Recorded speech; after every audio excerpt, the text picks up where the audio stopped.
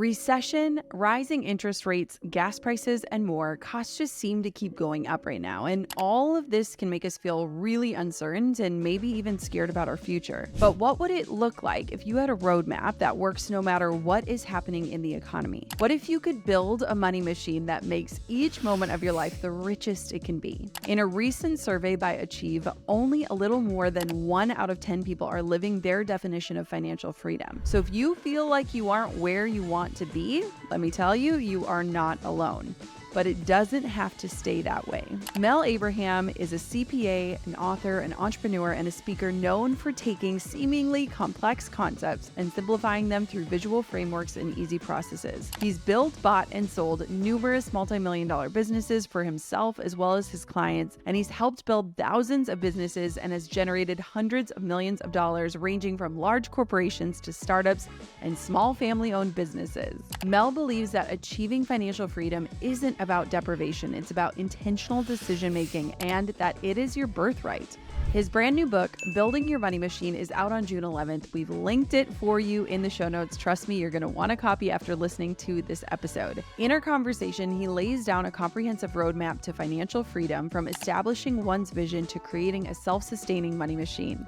His goal is to help bring your dreams out of the darkness and make a plan to achieve those really big goals, not only to make more money, but to live a legacy and not just leave one. Without further ado, welcome my friend Mel to the Gold Digger Podcast. Mel, my friend, you are someone who pretty firmly believes that we have a very broken retirement system. Let's talk about this controversial topic. Like, what do you mean by this? And what does it mean for us who are in the broken system right now? Oh, this is such a good question, because here's the deal. We got raised in an industrial age with industrial age thinking. And back then it worked. Here's what they did. Work for a company for 20, 30, 40, 50 years. People worked for their whole life. And as a reward for doing that, they gave us a pension, okay? A lifetime of income, basically. But then our lifetime started to extend out. So we got too expensive for them to carry it. And so what they did is they took that and said, we can't afford to do this. We're going to put it in your lap. And they gave us 401ks. They gave us IRAs. They gave us all these other things. What they didn't give us is a lifetime of income. And they didn't give us the understanding.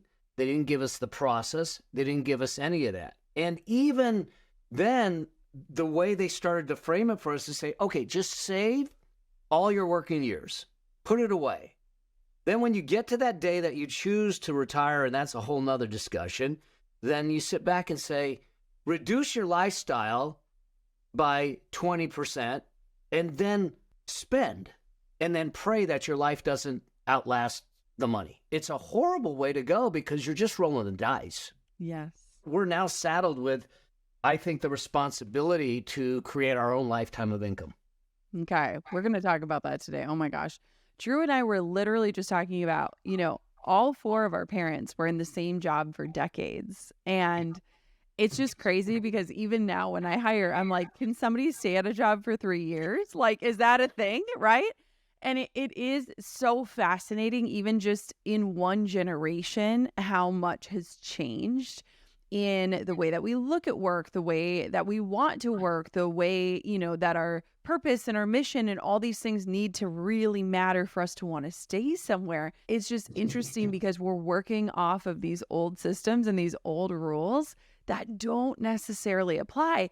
And I think it's a very confusing thing, especially for people in my generation, because we're like, basically just, we can't bank on anything at this point when it comes to what we can expect in our later years. And so one of the things that I love about you and Mel, you and I go way back, I mean, years and years and years, is that you talk about this, and you talk about this in your new book. You say financial freedom is the smallest piece of the freedom puzzle. And yet you wrote an entire book on this subject. So talk to me about that, because we've had discussions about this offline, but now we're going to bring it online. Sweet. Yeah. Here's the thing. I do believe that financial freedom is a birthright. Yeah. The challenge is that then at the same time, we were raised in an environment saying, don't talk about money. Don't have these conversations. But if you look, new statistics just came out. American Psychological Association said 72% of people say they're stressed about money. 22% say it's extreme stress, but at the same time, don't talk about it. Well, how do we solve that? Yeah. You have to talk about it.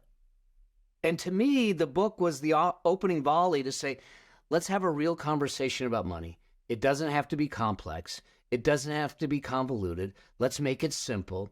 Let's put the power into everyone's hands to take control of a financial destiny that is of their own design, not what society puts on us, not what degrees or careers put on us, but a choosing that you get to choose and say, I'm going to craft it my way and I'm going to live it my way. And that's kind of where it all stemmed from, was this idea of I believe that not only is it a right, but I also believe it's a possibility. And if you look at stats on it, 80%, 79% of millionaires are first generation. They didn't inherit it. They didn't win it. They didn't get it gifted to them. They created it. So like I'm going 8 out of 10, odds are good on our side. I love that. You know, it's so funny. The other day, I was with some family members and I love numbers. Even since I was a kid, I can literally tell you how much the new siding on our house cost when I was like 12 years old, because I was a kid asking those questions to my parents. Like I wanted to know numbers. I had to know numbers. It probably drove my parents crazy. And I love talking about numbers with people. And oftentimes I'll leave conversations and I'm like, should I have said that? Should I not have said that? But I think that so often it's like we're we need to turn the lights on when it comes to finances. And I think for so many people, especially with those stats about stress and extreme stress, it's almost like the monster under the bed of like, well, we can't talk about it. I don't know enough about it. I don't even know where to begin with it. I have no one to go to for this. And so it's scary, right? And so tell me how you got into this whole like financial world, this money business. Like, where did all of this come from for you? We'll go back a ways. So like I got fascinated with just entrepreneurship in general at age 11, primarily because I was sitting with my dad watching a movie with Janet Leigh and Tony Curtis about Harry Houdini's life. And I'm going, this guy is so cool. No boxes, no chains held him. And I studied him and I got fascinated with magic. In the summer months, I would literally take the bus. You wouldn't do this with your kids today, but take the bus to a magic shop down across the valley, and I would spend the days there learning magic. And some guy comes in, I remember one day, and is talking to the owner, and he says something about doing a gig this weekend, and he walks out, and I said, what's a gig? And the owner says, oh, he does magic shows and gets paid. And I go, I can get paid to do this? So I went out and I created a half-hour magic show that I decided to do for kids' birthday parties at 11 years old. And I started to get paid $50 for a half-hour show. And I'm like going, this is cool. And the spark that it lit was the possibility of doing something you love and creating happiness or creating positivity in someone's life to change people's lives. And I thought, this is something that I want to do. And the other side of this is you got to know your market. I was doing magic shows as a clown, right? Kids are scared of clowns. So you got to know your market. All right.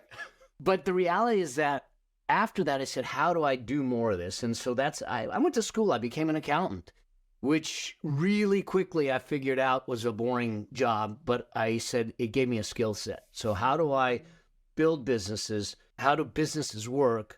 But more importantly, how do we use businesses to fuel people's dreams, to create something that is beyond just the business, solve problems, but create a dream life? And that's where I started to get fascinated with the connection between the two and finances and money. But in the end, the biggest shift for me was at the hands of a 6-year-old. And that was is that as I was building my business, my practice, my consulting, if you were, I became a single full-time dad of my son. And at 5.5 years old, he's living with me. I'm doing the thing. I'm on the treadmill running the miles. And he comes in one day and says, Daddy, I drew a picture of you at school today. And so I kneel down and I look at this picture, and it's me standing in front of 2 computer screens with a phone in each ear and one on the desk ring. And it was a mirror into my soul. And it was a way for him to look at me and say, Dad, I know you think we need the profits, but I need your presence. And that's when I started to say, there has to be a better way to do business. There has to be a better way to do money. And that's when my whole shift happened. Now, mind you, that was decades ago. He's 34 now. But it's the thing that was the catalyst to start investigating, finding a different way instead of just the well-worn path of expectation. Just work hard. They'll get over it. No, the greatest gift I was given was to be a dad and to be a good dad.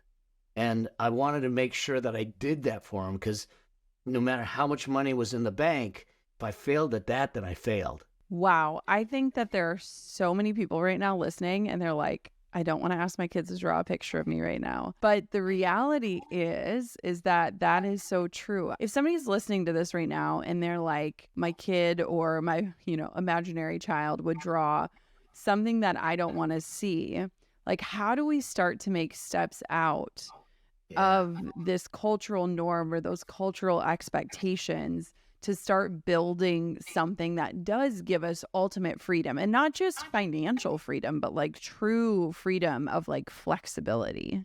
Yeah. Well, there was a couple things. One is, at that time, I got the typical advice: get work-life balance, work-life balance, work-life balance. I said, but the challenge is that as I thought about it, I go, that's like saying I got a weight in one hand, a weight in the other hand, and they're playing tug of war, and on average I'm balanced. It isn't balance we need. No. It's harmony we need. And harmony is built on intent. And so one of the things that I started to do, and I know that you do this, Jenna, is that I became a hyper intentional with my time and the things I did. And so I made everything a choice. Now, even with Jeremy at 6 years old, the thing that I did with him is I created a calendar. And there was red zones in the calendar that he knew were 100% his. And it translates to money too. But in advance, he knew that all the red zones were his. And he also knew that any other color on the calendar, he could turn red if he wanted. So he knew he was a priority. He knew that intent, where I was going to be, how it was going to be done. And so that was one of the first things I did. The second thing was the realization that as long as my earnings are tied to my efforts, I will never be free. And I had to find a way to detach the earnings from the efforts. And that was the birth of the idea of the money machine, is sitting back and say, especially because I was an accountant. We sold hours. It's the worst business model in the world. If I wasn't peddling the hours, then I wasn't making money, and everything stopped. And there had to be a way to change it. And there's still people that are doing it today, but I think that you have to find a way to separate earnings from efforts. And when you do, that's when you start to have more choice in life and the ability to be more intentional with the time. And I think that's where our freedom lies, is in that, what I call the money machine, when we've separated it. Oh my gosh. Yeah. There's so much that you just said that I'm like, yep. I remember, Mel, when we went through our pregnancy loss and I had to show up and shoot a wedding. And it was like this huge realization, because I had hit 6 figures. I had hit all these milestones that I was crazy proud of. And I mean, they were big deals. But at the same point, it hit me so hard then of like, if I don't show up, the money doesn't come. And I had built this magnificent, powerful, successful business, and yet it didn't allow me to be a human. Like there was no space for you to have a human experience within that. You were a machine in that way of like, if I need to be running in order for my business to run. And that day I like vowed, like, I will figure out a different way. There has to be a different way, because life is going to knock you to your knees at some point. And when you realize that you're either, the only time to earn more is by working more, that is not freedom. It is not Not at all. freedom. You brought up this idea of the money machine. Let's talk about it. Everyone's ears perked up. Okay, walk us through. What is this? How do you make one? How did you come up with this? We're raised to get a job, or we have to earn money. We know we have to earn money. And too often we think that the earning of the money itself will solve all the problems down the road. And it isn't. So There's two journeys we all need to be on: the earnings journey and the money journey. They need to be parallel. And because our ability to earn is not the wealth that we have, it is the fuel to create the wealth we need. And so when we start to earn, we need to use it to create something outside of the efforts to earn it. And that is the money machine. It is built on the pillars of things. People will call it passive income. I don't like the term passive because it insinuates set it and forget it. And I believe that our relationship with wealth and money is a relationship. And someone who's been married, Steph and I will be 13 years. You guys have been married for a while. It's like, if you took a passive approach to your relationship, it would wither and die. Right. It's the same thing with money. Yep. So I like to look at it through the eyes of leveraged time. How much effort, how much time does it take to really create it? Well, if you look at, and I'll go through it quickly, but if you look at, there's 5 levels of income you can generate. At the first level, it's active. This is where we all start. One-on-one relationship, effort and money, jobs, solopreneurs, that's it. You're running it, you're doing everything, and you're generating it. Yep. There's no room for you in there. Then you elevate one level up. That's business income. That's when you start to bring in team, or you start to bring in other people. You start using the money to buy your time back. And so you're now leveraging it, but you're not leveraging it as much. So those bottom 2 is where most people live. And it's where I make the majority of my money from my lifestyle right now. Yeah. But I used it to build the top 3. Your money machine is built on the top 3. The next level up of leverage is something called asset-based income. It is acquiring something, an asset, a hard asset. It could be a property, real estate. It could be a piece of equipment, something that you can buy and rent and get paid for. There's effort at the beginning. There's some effort during the time, but it's far less effort than an active business. Yep. So now all of a sudden you're building these leveraged assets. Above that is residual income. And residual income is when you create something once and you get paid repeatedly. My book, for instance, courses in some cases, although they can be heavy lifting too, but licensing deals, downlines on network marketing, intellectual property rights, white labeling, all those things can create residual forms of income where you put a lot of effort in to create something, but now we put it out there and we start collecting royalties. I still collect royalty checks on my book that I wrote in 2015. So you get a chance to do that. And then the top rung is what we call portfolio income. That's paper assets, that's stocks. That's what we typically think of investing: stocks, ETFs, index funds, bonds, annuities, those kinds of things. Yep.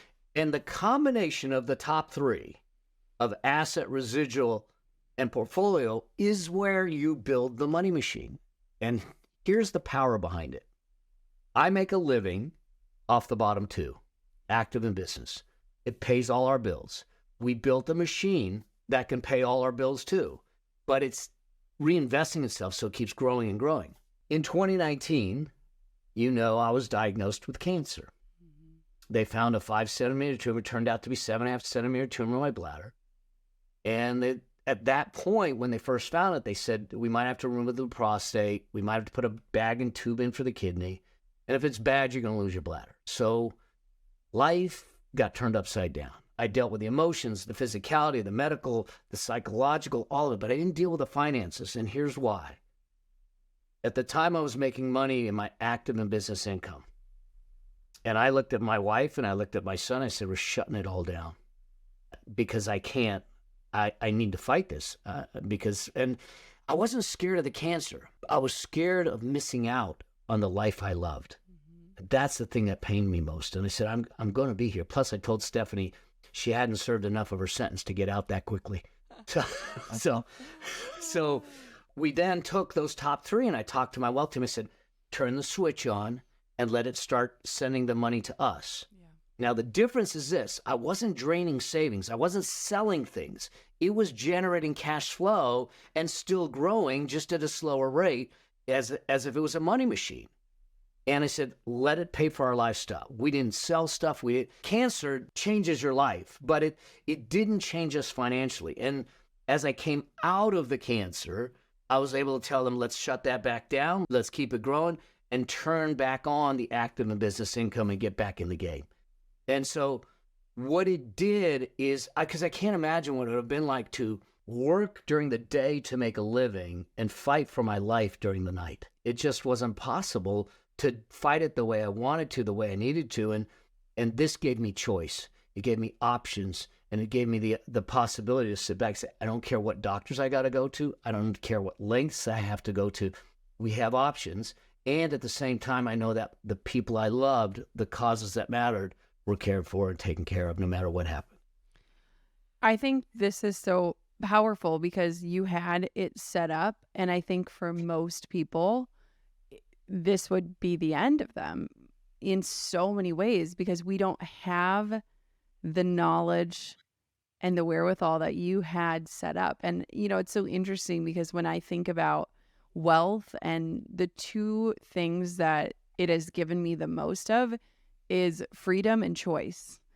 And I just feel like those two things change lives. Like it's not about the things, it's about the ability to have freedom and choice. And you had both of those. What would you say to somebody who feels like they don't have even enough money to start outsourcing to get to tier 2, or someone who's listening and they're like, I want to get to that top tier, but like I'm in debt. Like, where do we start to like kind of uncover and meet people where they're at to start to build up? Beautiful. So the first thing is this. We have to commit to something, and that is to get on the field. We cannot win the wealth game sitting in the stands or the sidelines. Yeah. So the first piece really is up-leveling our understanding and education. If we're in debt, if we're in a hole, first thing, stop digging. If we're going into debt, or there's a difference between going into debt every month, deeper into debt, or that I'm just carrying debt that I just can't get out of. If I'm going deeper into debt, we have to stop the bleeding. We got to find a way to plug the hole. That means that we have to be very critical about where the money's going to start cutting some things out if we can. I don't believe 100% in just deprivation is the way out. We have to build something. And that means we have to examine the other side of the equation, and that is my income. How do I generate more income? How do I get a bigger shovel? One of the biggest things I actually think that people have a hard time with is just valuing themselves and saying, am I getting paid my worth?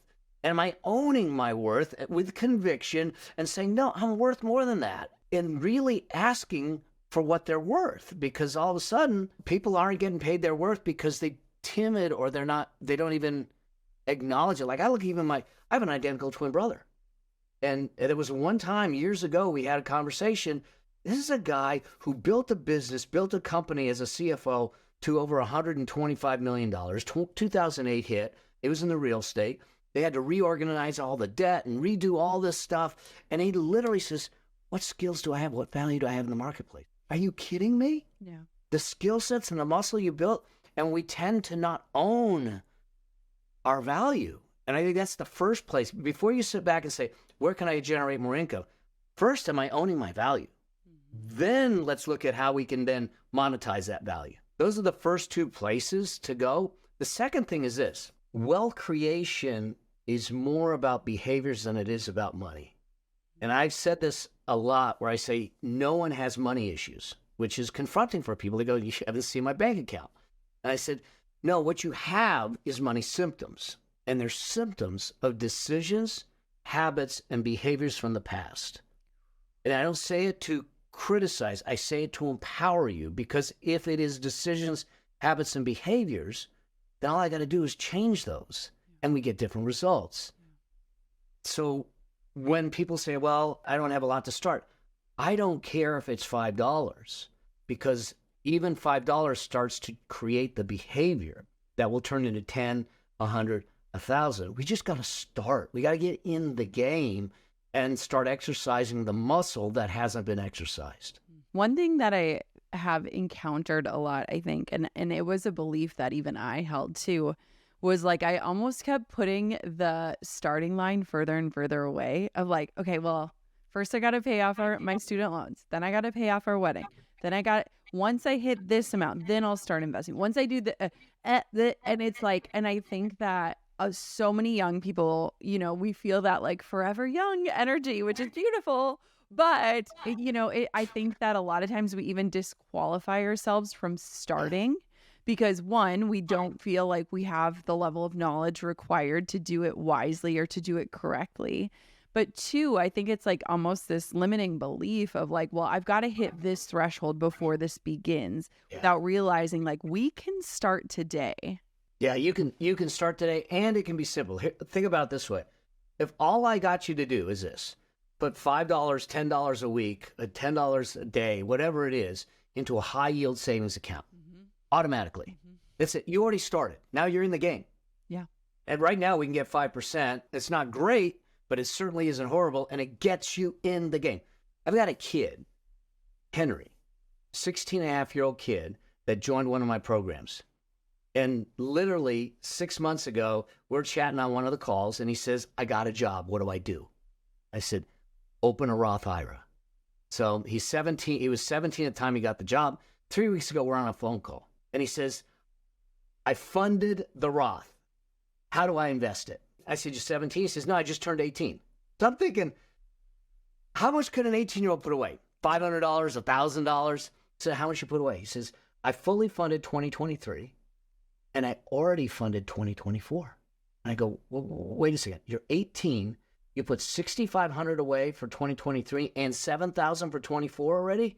He says, yeah. He says, it helps because I'm living at home. I go, no. And he said, dude, let me do the math for you. At 18 years old, you put money away, it will go up 107 times if you put it in just one thing, S&P 500 index fund, low fees, low cost. Don't do anything else, not complicated, one choice. 107 times based on historical averages. That means you're already a millionaire. We just have to avoid stupid, okay? And if we keep building it, you go from there. Here's the thing. That's why it's so important. Get in early. You may not have put 13,000 away, but you get a multiple at 18, 100 times. Watch what happens. At 20 years old, your multiple is 88 times. Okay. When you wait 5 years at 25, it drops to 44. When you get to 30, it's 23. Still good. But you see how getting in early, and this is why I think we ought to be having the conversations with our youth early too, is really important because we can solve their problems. We can give them that freedom with very little. The longer time we have, the less money we need. The shorter time we have, the more money we need. It's just a math equation, but it doesn't have to be complicated. What did I tell them to do? One investment to start. Complication creates friction, creates resistance, creates risk. Risk creates loss. Don't do it. Yeah. One or two things that you're going to invest in from the beginning, and that's it. Yeah. Yeah. It's so funny, Mel. I'm so mad at myself, but high yield savings accounts, we have had money in the bank and our bank never even really told us about it, as in like the option of a high yield. And now our money is just making money. And I'm like, wait a minute, like it could have been doing this for a decade. So if anyone is listening to this podcast, go research high yield savings accounts. Even if you have $100 sitting and you're getting 5% monthly, your money is earning you money. Like, yeah. And it's just crazy. One thing that I appreciate you, and I remember us having this conversation in Puerto Rico, you were about to have your first grandchild. And I had just had Coco, I think. So it was 5 years ago. And I was like, what should we be doing for our children? Like, what are things, tangible things that we could do right now that are easy, especially as entrepreneurs for our kids? What would you say to that now? And has it changed at all? Now I've got 2 granddaughters. Yep. So, and we're doing the same thing for both of them at the moment. One is that when they were born, we put $500 away. Okay. Then we're putting $25 away a week. Okay. So basically $100 a month. And I'm going to do it for 20 years.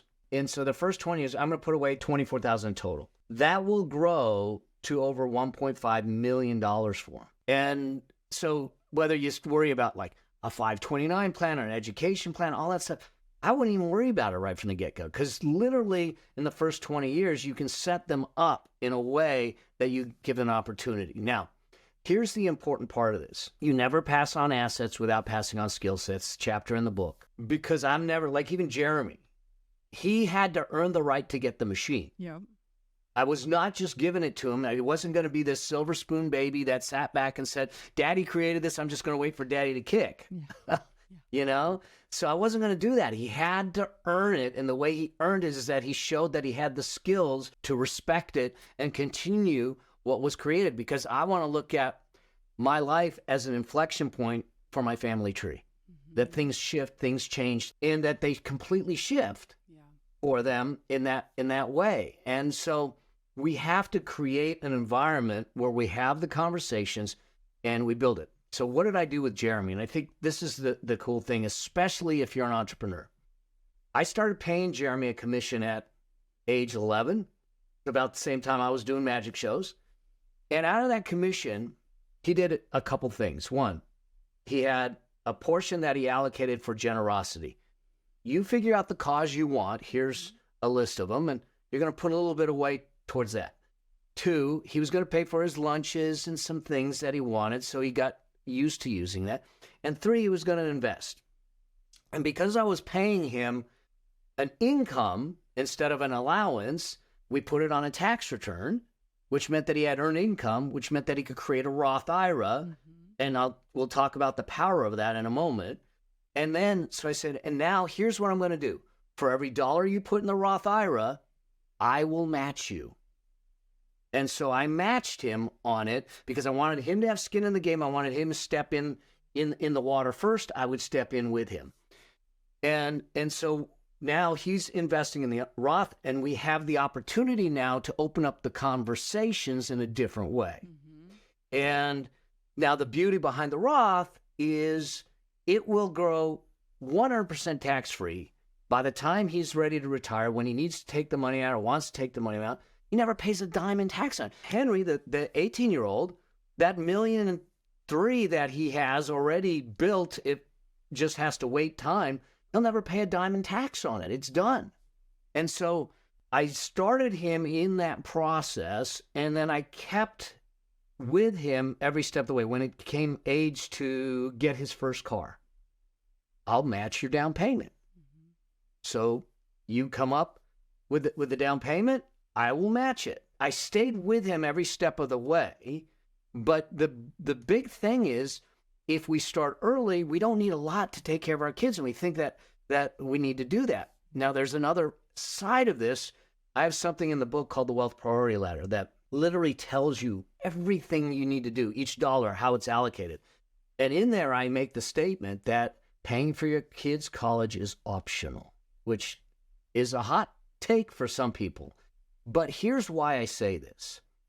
Your kids, I get that we want to give them a college education maybe, and we want to pay for it, give them the option of it. But we don't do it at the risk of our financial future. And what I've seen families do is they sign on Parent Plus loans, they go into debt, and they jeopardize their financial future. Here's what we know. Going into school, kids have plenty of options. If we get them involved early like we do, and we say, like Jeremy wanted to go to film school at USC, which would have been $250,000. I got him to bite into the entrepreneur bug, and he went a different route, which saved me $250,000. But I want people to look at it this way. If a kid wants to go to school, they have the opportunity to get scholarships, to get grants, to go into work programs, to do things to participate in it and say, oh, I have a role in this journey. My parents aren't just going to cut a check for me to go party at school.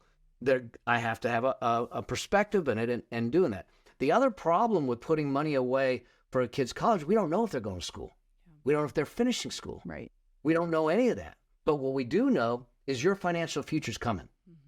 That's a certainty. And I think we fund the certainties before we fund the uncertainties. And because your options, the kids have options for college, your options when it comes to your retirement or your financial future are what? Government handouts or your kid's couch. Neither one's good. So let's fix that first. once we know that that's getting funded, doesn't have to be fully funded, but that is getting done, then we can look towards the kids' college. But I think that you have the opportunity to do this better when we start earlier because it takes much, much smaller dollars. Yeah. Oh my gosh, so much. My parents didn't pay for our college. And I remember I literally applied for every single scholarship. And my mom was like, this is the easiest money you will ever earn, of like writing a submission letter and different things like that. And then I worked, in a paper mill in the summer to pay for my tuition and things like that. But one thing my grandparents did, and I'm like, man, to think of like Depression era aged people, is that they started a savings account, and for every birthday, first communion, different things like that, instead of giving us a card with money, they put money into that account for us. And after we collected all the cards with, the $5 and the $10 in it, they said, any amount you give us today will match for you. And so it was like, I remember, I can literally viscerally remember being like 8 years old, doing my first communion. I had maybe, $80. And I was like, okay, do I want $160 in the future, or do I want, the $80 now? And it was just such a cool lesson that they taught us, of like learning that. And, for Christmas every year, they would just print out a picture of our statement, and that was our gift. Oh my God. But it was just, there are so many principles like that it doesn't have to be a lot to start learning. And I remember too, my mom, we would have 3 mason jars, and we would get $3 a week for doing our chores. And one jar was for keep, one jar was for give, so helping others, and one jar was for spending. So it was like save, give, spend. And just to see that, put out there, I think it builds that muscle, and it also just helps you see, like money in your pocket. Like, it doesn't have to burn a hole. It can really become something. It's so interesting because I think so many of us want to do right, but we don't even know how to do it ourselves. And so I'm so excited about your book. Tell us a little bit about your book and where people can get it and why they need to get their hands on it, because I think it's just going to be such a game changer. So it's called Building Your Money Machine: How to Get Your Money to Work Harder for You Than You Did for It. It is part money philosophy, it's part money mindset, part strategy and action steps, step-by-step frameworks. Here's when I look at this: is most people, including myself early on, have difficulty talking about money and about wealth and all of that stuff. And we've had these money set points. And I said, this book has to be approachable. Yeah. And so it is driven by story. It is driven by my hand-drawn framework pictures.